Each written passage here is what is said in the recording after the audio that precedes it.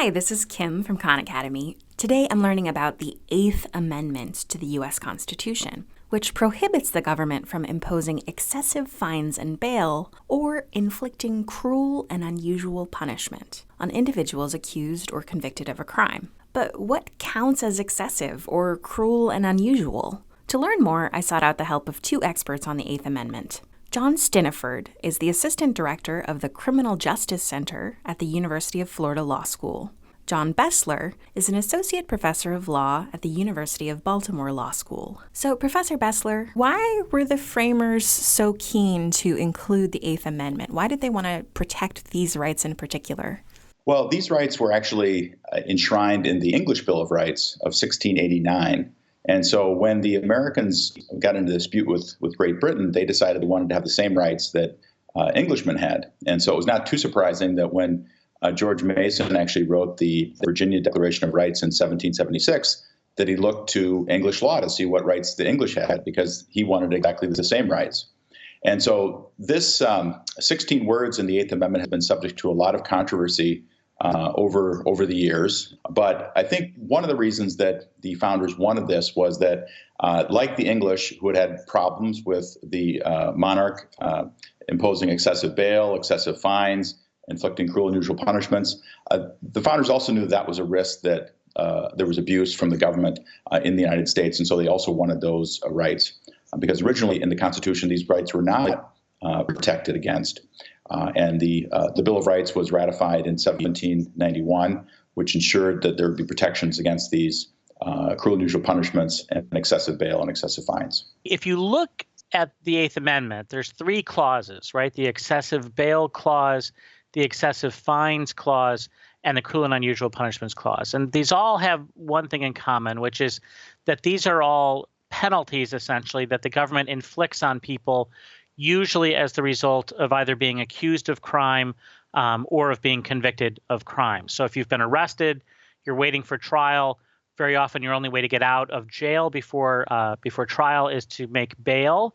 And of course, after you've been convicted, the court might impose a fine on you or some other kind of punishment. And so the Eighth Amendment is designed to prevent the government from doing things that are excessive. You know, when the government punishes a person, that's the most coercive thing the government does short of war, right? Other than, shooting you in battle, picking you up and throwing you in a jail cell is about as bad as it gets. And so the framers wanted to make sure that we had a constitutional protection when it comes to criminal punishment. So in a lot of cases in the Bill of Rights, you see the framers reacting to some historical evil that they hope to prevent. For example, the Third Amendment says you can't quarter soldiers in private citizens' homes because that had been such an important tipping point in the American Revolution. Was there something that the framers had in mind as a particular historical evil that they wanted to prevent? Well, there was some historical evils, and the English Bill of Rights went into place in 1689. And when that went into place, there was actually a controversy in England around a person by the name of Titus Oates. Titus Oates was somebody who had made a false accusation, had committed perjury, resulted actually that allegation in the execution of 15 Catholics. And the plot that he had alleged was one to assassinate the king of England. The question is what to do with Oates, right? Because as a sort of a moral matter, he's about as bad as it gets. In fact, in 2005, English historians voted him the worst Briton of the 17th century and the third worst Briton of the last 1,000 years or something like that. So a very bad guy. You could think of him as a sort of a serial killer. But the problem is that the actual crime he committed was the crime of perjury. And even though his perjury resulted in the deaths of many innocent people, nonetheless, he could only be convicted of perjury, which at the time was a misdemeanor, which meant that he could not be executed for his crime. So when it came time for his sentencing, the judge, Chief Justice Jeffreys, who was a famous hanging judge from English history, says to Oates, well, Oates, we can't take your life, we can't take your limb, but we have something special prepared for you. And it turns out that what they had prepared for him was, number one, a huge fine. They fined him like 2,000 marks. They sentenced that he be dragged across the city of London while being flogged. He was dragged from Aldgate to Newgate while being flogged. And then 2 days later, just as the scabs were starting to form on his wounds, he's dragged back across the city of London from Newgate to Tyburn, again while being flogged. Many people think the hope was that he would die from the flogging, but like a cockroach in a nuclear war, he survived. This punishment was actually a very severe punishment. And after the English Bill of Rights was promulgated, the Titus Oates' punishment was challenged. And some of the members of the House of Lords actually called the punishment barbarous, inhuman, and unchristian, and contrary to the English Bill of Rights, and said that there was no precedent to warrant the punishments of whipping and committing to prison for life for the crime of perjury. This punishment was eventually remitted in the sense that Oates was later released. And so that was really the origins for the English Bill of Rights in terms of the controversy surrounding what exactly did the language mean in the English Bill of Rights. And of course, when the U.S. Bill of Rights was adopted many years later, many decades later, they had their own issues that they were struggling with. And so the history shows that the American founders probably meant something different than the English meant because it was done over 100 years later, but no one knows exactly what was meant when they adopted that wording. To give an example, when the bill was debated in Congress, a delegate from South Carolina, representative from South Carolina, said that he objected to the words "nor cruel and unusual punishments" because he said the import of them was too indefinite. And there was another legislator, Mr. Livermore from New Hampshire, who said that the clause seems to express a great deal of humanity, on which account I have no objection to it, but as it seems to have no meaning in it, I do not think it necessary. What is meant by the terms excessive bail, he asked. Who are to be the judges, he also asked. What is understood by excessive fines? It lies with the court to determine. And so that's really where we are today in a lot of ways. The court is still deciding, in this case, the U.S. Supreme Court is still deciding what the Eighth Amendment language actually means today. The modern case law, especially starting in the 1970s, revolved a lot around the death penalty. And so the question was, is it still okay to execute people for various crimes short of murder? Since the 70s, the court has continued to do that in a number of areas. So it said you can't execute the mentally disabled anymore. You can't execute minors. You can't execute anyone for a non-homicide offense. Although it's limited the death penalty in the name of current standards of decency, it's really not clear how the court has set about to determine whether a punishment meets current standards of decency. When the court is kind of on its own saying that a punishment violates current standards of decency, despite the fact that most democratically elected legislatures actually approve the practice, then it looks like the court's acting as sort of a political body.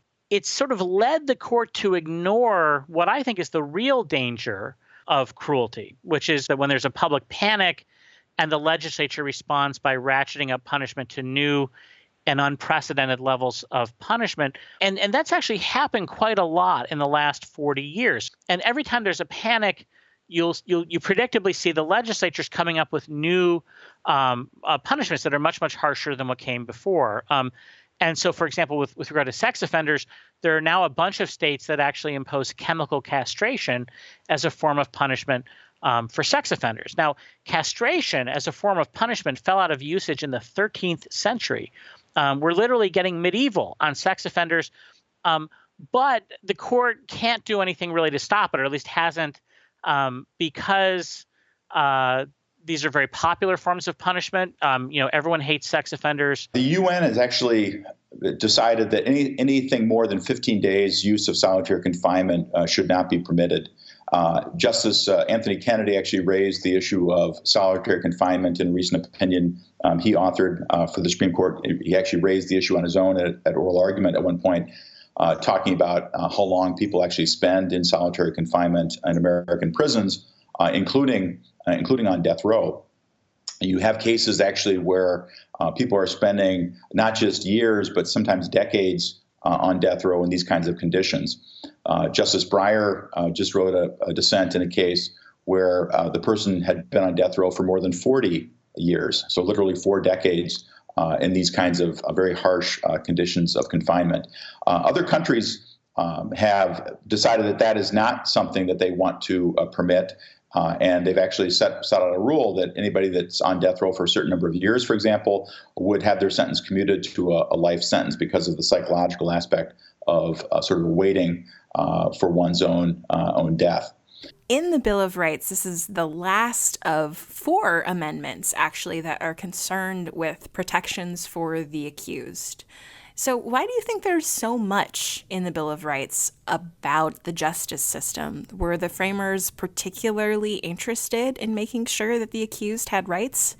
Yeah, they were. And in particular, Americans were very devoted to the idea of the common law as a source of rights, right? In fact, that's why we had the American Revolution in the first place, was that England was denying to Americans common law rights, like the right not to be taxed without representation in Parliament, but also more specifically to the criminal law, they were denying them the right to a jury trial in criminal cases. And so Americans wanted to make sure that when the U.S. Constitution was adopted, that those common law rights that had built up over time in England would be preserved in the new American constitutional order. And many of those rights had to do with criminal law, both criminal procedures and to some degree substantive criminal law, and of course criminal punishments. And again, the reason gets back to sort of what I said at the beginning, which is that when the government punishes someone, that's about the worst thing it can do.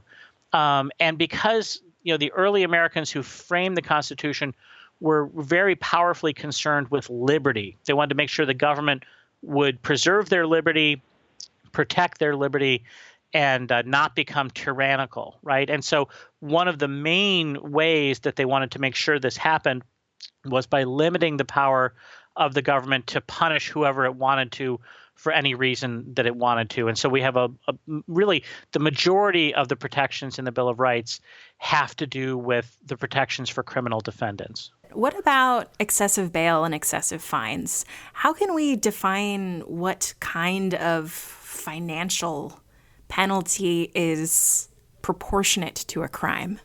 The courts have said, essentially, they've looked at dictionary definitions. Excessive means more than is necessary. One of the core principles actually go back to look at Beccaria's work in the 1760s. He talked about this idea of a scale of crimes and a scale of punishments. And he said that there should be proportionality between the two. And so that proportionality principle is one that we're really still wrestling with today. Now, the point of bail is not to punish someone, but rather just to make sure that they will appear at trial, right? And so the amount of money you have to impose for bail doesn't depend so much on what crime you committed, but what your financial resources are, right? It depends partially on the crime too, but largely on your financial resources. So the amount of money necessary to make sure that a poor man appears at trial is probably going to be much lower than the amount of money necessary to make sure that a rich man appears at trial. And so it's a standard that depends partly on the nature of the crime, but also partially on the nature of the offender. I imagine that what seemed like cruel and unusual punishment in the 18th century might not be what we consider cruel and unusual today. For example, we don't do whipping as a punishment anymore. How has what counts as cruel and unusual punishment changed over time? The law really changes gradually over time, as you know, and so when you look back at history, they actually had a large collection of pretty gruesome punishments back in the 18th century. And we had non-lethal corporal punishments. They used things like branding people. They, of course, were whipping slaves back then. Slavery was still around. This is well before the Civil War ended the institution of slavery. And we also had things like ear cropping. People would, get their ears cut off. In the Crimes Act of 1790, which was passed just the year before the ratification of the Eighth Amendment, the Congress actually authorized public whipping, lashing of people, and it also authorized the pillory, the same punishment that had been used against Titus Oates. So there was these non-lethal corporal punishments, and really the death penalty is sort of the last vestige of a bodily punishment that the Eighth Amendment. The Supreme Court has read the Eighth Amendment to allow the use of capital punishment. That issue is still a very live one before the Supreme Court. We're now seeing challenges about lethal injection protocols. We saw a challenge to a protocol in Kentucky in 2008. We saw one to a protocol in Oklahoma in 2015. These, of course, are things that the founding fathers would never have envisioned. Lethal injection typically involves a 3-drug cocktail. So there's a barbiturate, which is supposed to put you to sleep. There's a paralyzing agent, which paralyzes your body and also stops your lungs from moving. And there's a heart-stopping agent. Give the offender all 3, and they're supposed to die, quickly and painlessly. But the problem is if the sedative doesn't put you completely deeply unconscious, then the other 2 drugs are likely to make you suffer quite a bit before you die. And so the question is this cruel and unusual, or is it not cruel and unusual? And to date, the Supreme Court has twice held that lethal injection is not cruel and unusual. And their main reason has been that the state's not trying to torture you to death. And so if maybe you're sometimes accidentally tortured to death, well, that's just too bad.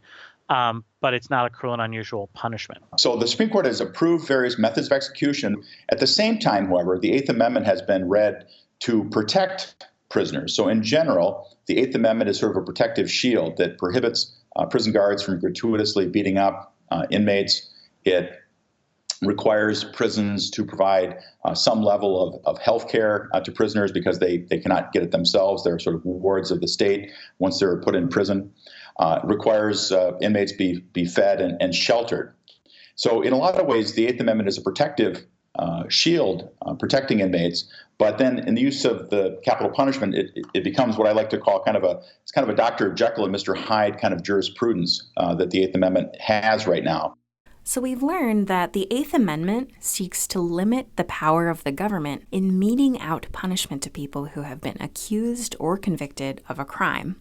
Although it's hard to tell exactly what constitutes excessive fines or bail, in general, it's accepted that those punishments should be proportional to the crimes in question. Today, one of the biggest debates concerns whether or how the Eighth Amendment may limit the death penalty. To learn more about the Eighth Amendment, visit the National Constitution Center's Interactive Constitution and Khan Academy's resources on U.S. government and politics.